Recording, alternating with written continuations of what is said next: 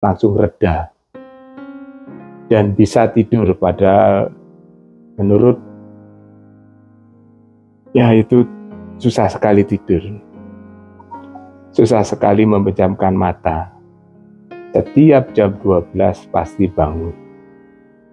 Nah, saya sekali lagi dengan bantuan. Halo Sobat Kebun Doa semua, bagaimana kabarnya? Semoga sehat dan damai sejahtera selalu beserta kita semua ya. Tadi ada sedikit cuplikan dari kesaksian Bapak Paulus Djoko Santoso pada postingan ini. Bagaimana Pak Paulus Djoko Santoso bisa mengatasi permasalahan orang tuanya? Di mana pada postingan sebelumnya saat kita mengunjungi Taman Doa Rosa Mistika dengan sumber air yang konon pada zaman dahulu ada seekor kuda milik seorang pangeran yang sudah sekarat kembali hidup setelah minum air di sendang banyu urip Gua Maria Santa Rosa Mistika ini.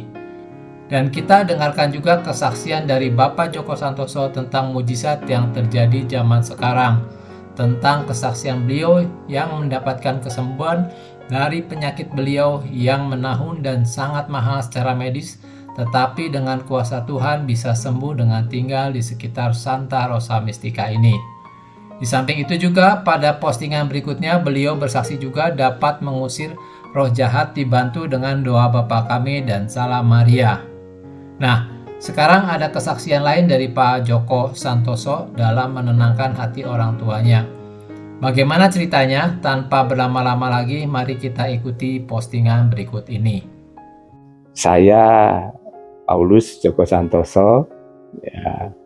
Ini saya akan cerita sedikit mengenai Bunda Maria, kaitannya dengan bahwa kembali lagi ini kepada peristiwa penyembuhan sebetulnya, yang saya tidak punya background untuk sebagai seorang penyembuh. Waktu itu kebetulan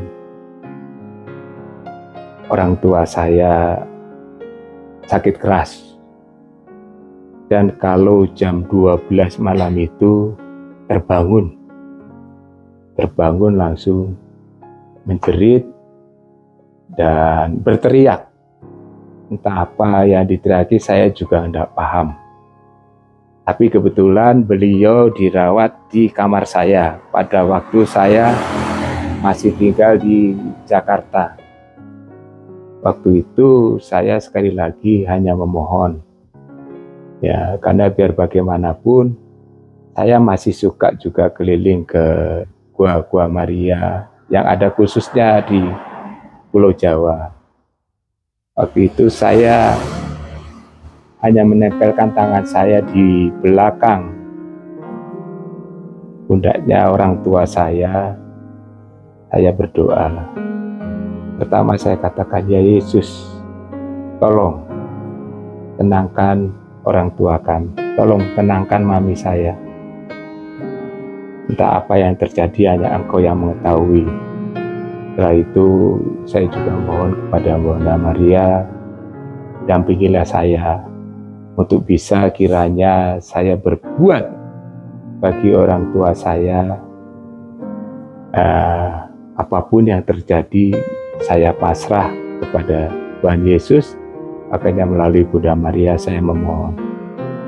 Setelah saya taruh tangan saya di belakang orang tua saya langsung reda dan bisa tidur, pada menurut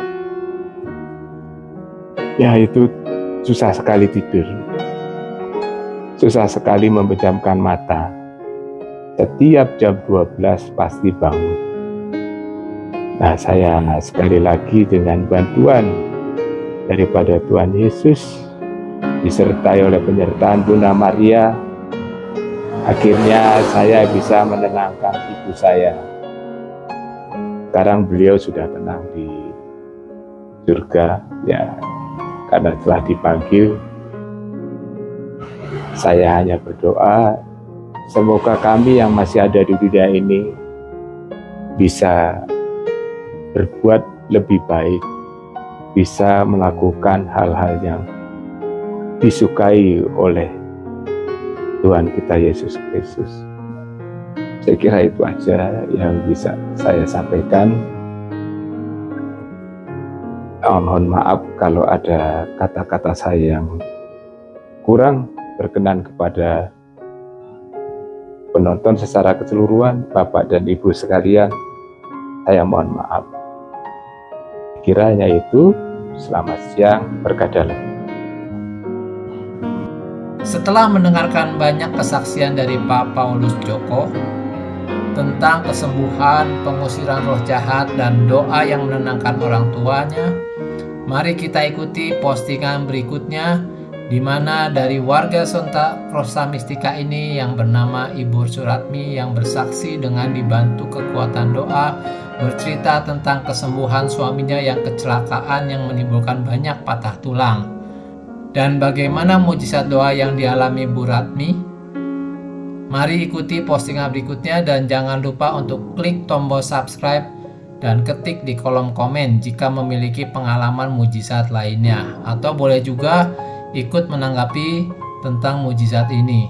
Jika ada hal yang dirasakan dalam hati yang ingin diungkapkan, terima kasih telah menonton dan memberikan komen dalam postingan video ini. Sampai jumpa di postingan berikutnya. Salam kebun doa. Tuhan memberkati kita semua. Amin.